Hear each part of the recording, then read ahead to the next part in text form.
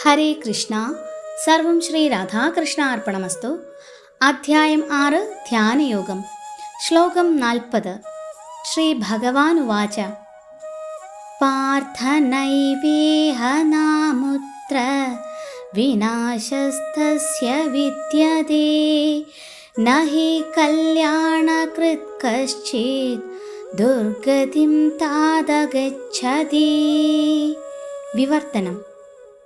ശ്രീ ഭഗവാൻ പറഞ്ഞു: ഹേ പാർത്ഥ, മംഗളകരങ്ങളായ കർമ്മങ്ങളിൽ ഏർപ്പെട്ടുകൊണ്ടിരിക്കുന്ന ആധ്യാത്മിക ജ്ഞാനിക്ക് ഈ ലോകത്തിലാകട്ടെ ആത്മീയ ലോകത്തിലാകട്ടെ നാശമില്ല.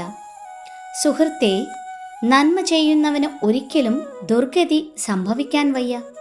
ഭാവാർത്ഥം: ഭാഗവതത്തിൽ 1:5-17 നാരദമുനി വ്യാസദേവനെ ഉപദേശിക്കുന്നു: തിക്ത്വാ സ്വധർമ്മം ചരണാംബുജം ഹരേ ഭജന്നഭക്കോദ പദേ തതോ യതി യത്ര ക്വാവാ ഭദ്ര ഭൂതമൂഷ്യകിം കേവാർത്ഥ ആപ്തോ ഭജതാം സ്വധർമ്മതഃ.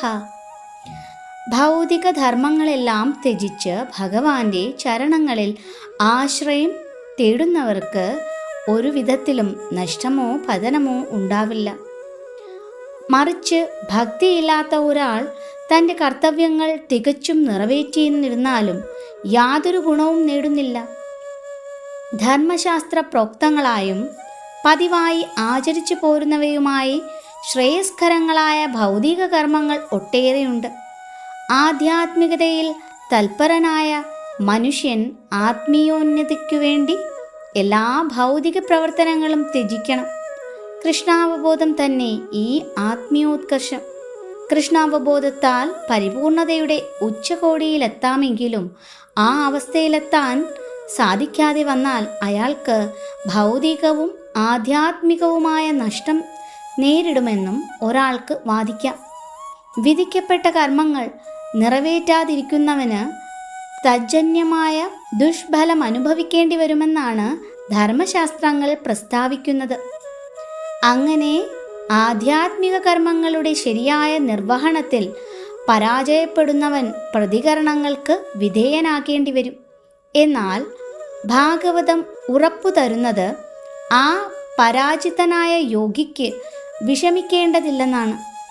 വിഹിതമായ കർമ്മം വേണ്ടും വിധം അനുഷ്ഠിക്കാതിരുന്നതിൻ്റെ ദുഷ്ഫലം അനുഭവിക്കേണ്ടി വന്നാൽ പോലും അയാൾക്ക് നഷ്ടമില്ല. എന്തെന്നാൽ മംഗളകരമായ കൃഷ്ണാവബോധം ഒരിക്കലും മാഞ്ഞു പോകുന്നതല്ല.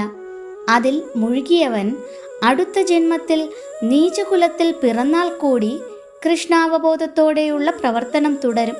മറിച്ച് കൃഷ്ണാവബോധം കൂടാതെ സ്വധർമ്മങ്ങൾ പിഴ കൂടാതെ അനുഷ്ഠിക്കുന്നത് കൊണ്ട് മാത്രം ശുഭകരങ്ങളായ ഫലങ്ങൾ നേടണമെന്നില്ല. ഇതിൻ്റെ പൊരുൾ ഇപ്രകാരം മനസ്സിലാക്കാം. മനുഷ്യരിൽ 2 വിഭാഗങ്ങളുണ്ട്: നിയമത്തിന് വഴങ്ങുന്നവരും വഴങ്ങാത്തവരും. അടുത്ത ജന്മത്തെയോ ആത്മാവിൻ്റെ മുക്തിയെയോ കുറിച്ചറിയാതെ കേവലം മൃഗീയമായ ഇന്ദ്രിയ സുഖാനുഭവത്തിൽ മുഴുകി നാൾ പോക്കുന്നവർ വഴങ്ങാത്തവരുടെ വിഭാഗത്തിൽപ്പെടുന്നു. ധർമ്മശാസ്ത്രവിഹിതങ്ങളായ കർമ്മങ്ങളിൽ ഏർപ്പെടുന്നവർ നിയമാനുസാരികളത്രേ.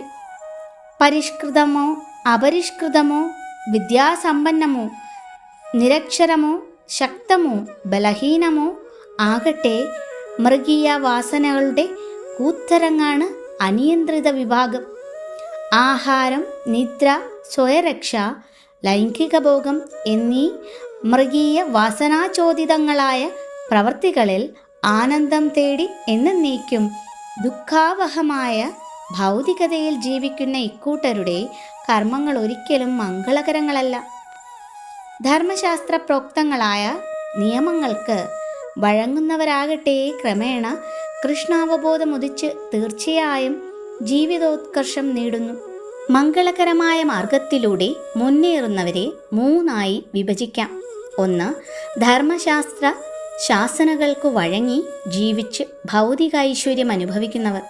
2. ഭൗതിക ജീവിതത്തിൽ നിന്ന് ആത്യന്തിക മോചനം നേടാൻ ഉപായം ആരായുന്നവർ. 3. കൃഷ്ണാവബോധമാർന്ന ഭക്തന്മാർ. പ്രാപഞ്ചിക സുഖലബ്ധിക്കു വേണ്ടി ധർമ്മശാസ്ത്ര ശാസനകൾ അനുസരിക്കുന്നവരിൽ തന്നെ രണ്ടു കൂട്ടരുണ്ട്.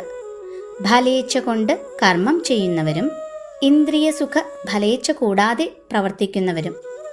സുഖാനുഭോഗങ്ങൾക്കു വേണ്ടി ഫലകാംക്ഷയോടെ പ്രവർത്തിക്കുന്നവർ ജീവിതത്തിൽ ഉന്നതി പ്രാപിച്ചേക്കാം, ഉപരിലോകങ്ങളിൽ പോലും എത്തിയെന്നും വരാം. എങ്കിലും ഭൗതികതയിൽ നിന്ന് മുക്തരല്ലാത്തതുകൊണ്ട് ശരിക്കും ശ്രേയസ്കരങ്ങളായ വഴിക്കല്ല അവർ നീങ്ങുന്നത്. മുക്തിയിലേക്ക് നയിക്കുന്ന മാർഗങ്ങൾ മാത്രമേ ശ്രേയസ്കരങ്ങളായിട്ടുള്ളൂ. ഭൗതികവും സ്ഥൂലദേഹ സംബന്ധിയുമായ ജീവിത ബോധത്തിൽ നിന്നുള്ള മോചനത്തെ, ആത്യന്തികമായ ആത്മസാക്ഷാത്കാരത്തെ ലക്ഷ്യമാക്കാതെ ചെയ്യുന്ന ഒരു പ്രവൃത്തിയും ശ്രേയസ്കരമല്ല. കൃഷ്ണാവബോധപൂർവമായ കർമ്മം മാത്രമാണ് ശ്രേയസ്സിന് കാരണമാകുന്നത്. ആ വഴിക്ക് മുന്നേറാൻ വേണ്ടി കൃഷ്ണാവബോധ മാർഗത്തിൽ പുരോഗമിക്കാൻ എന്തു ശാരീരിക ക്ലേശത്തെയും സ്വമേധയാ സ്വീകരിക്കുന്നവനെ തികഞ്ഞ അതീന്ദ്രിയജ്ഞാനിയും മഹാതപസ്വിയുമെന്നു തന്നെ കരുതാം. അഷ്ടാംഗയോഗ പദ്ധതിയുടെ അന്തിമ ലക്ഷ്യം കൃഷ്ണാവബോധമാകയാൽ അതും ശ്രേയസ്കരമത്രേ. ഈ വിഷയത്തിൽ കഴിവുപോലെ ശ്രമിച്ചു പോരുന്നവർക്ക് തരം താഴുമെന്ന ഭയം വേണ്ട. ഹരേ കൃഷ്ണ. സർവം ശ്രീ രാധാകൃഷ്ണ അർപ്പണമസ്തു.